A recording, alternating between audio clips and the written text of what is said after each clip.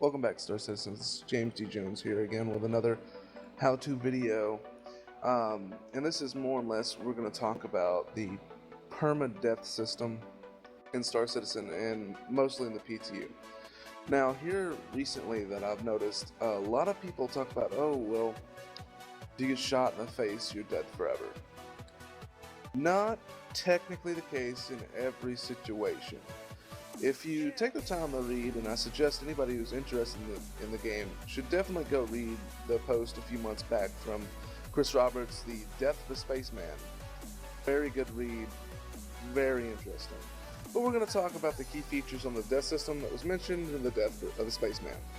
Now, you can die a few times, quote unquote, die a few times in Star Citizen.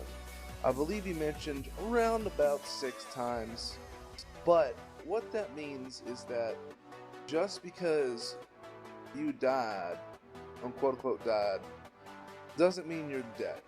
Because in the future, we're going to have all kinds of awesome ways of saving people and whatnot.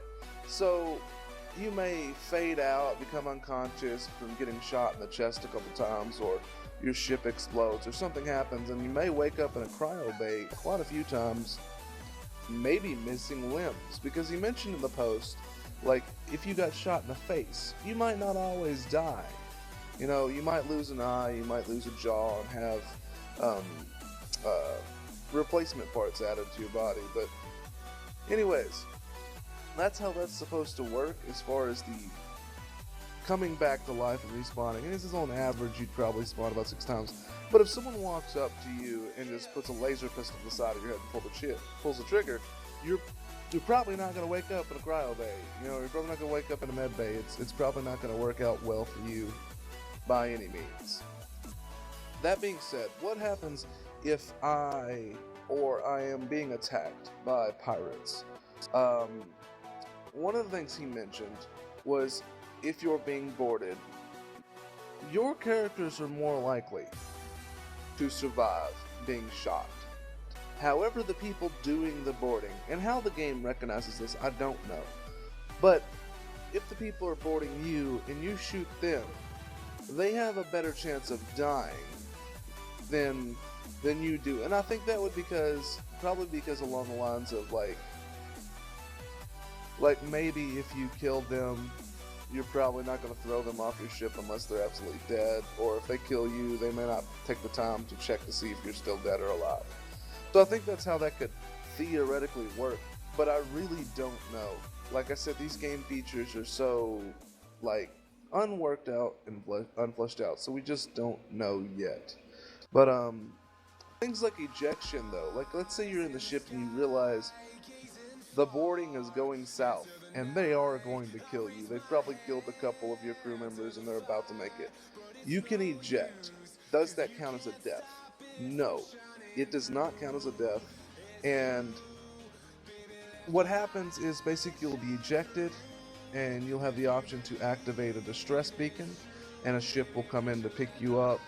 Um, Whether it be an NPC ship or not, I'm not sure how long it'll take, and I'm not sure how fast they'll be able to do it. But Chris Roberts says there'll be a cutscene and an NPC ship will probably come up, and this is in a battle area he's describing. He says it'll take a moment, and you have to wait until the area clears up and cools down, and then the recovery ship will come and pick you up, and there'll be a cutscene showing that, and they'll pick you up. Now, if you are a real player and you go out and you save people, not only will you get paid for saving people that activate the distress beacon, you will get a discount, from what I understand, on the Death of the Spaceman. You'll get a discount on your insurance. So hey, you know, maybe saving a couple lives out there is worth saving a few bucks on your insurance. But that's about it, and there wasn't a whole lot of specific information on the death system there. But I gave you what I understood, and once again, all these things are subject to change. The game's not out yet. Things will change. But this is a general idea of how the death system is going to work, and the basics of how it's going to affect you. When you die, actually die multiple times, and you finally are dead, and you're not coming back, your character will be logged in a history book, kind of like a family history book of the past lives of your family. And when you respawn, you'll have that history book or the information of your past lives and how they died. Chris Roberts mentioned that in a 10 for Chairman, I think about a year ago. I think that's really cool myself. But you can actually die, and you will eventually die unless you are just absolutely amazing in the game. I'd love to see who lasts long, or maybe some type of a leaderboard to see who lived the longest lives.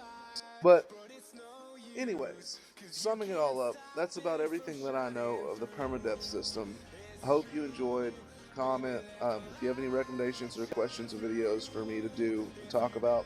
Let me know. I'll do my best. Um, I'm one of those people who absolutely try not to say things that I haven't heard from CIG myself. So that's why there's not a whole bunch of information posted here, because there is not a whole bunch of information on the death system. And once again, everything's subject to change. But thanks for watching the video. Hope I helped. Y'all have a good one.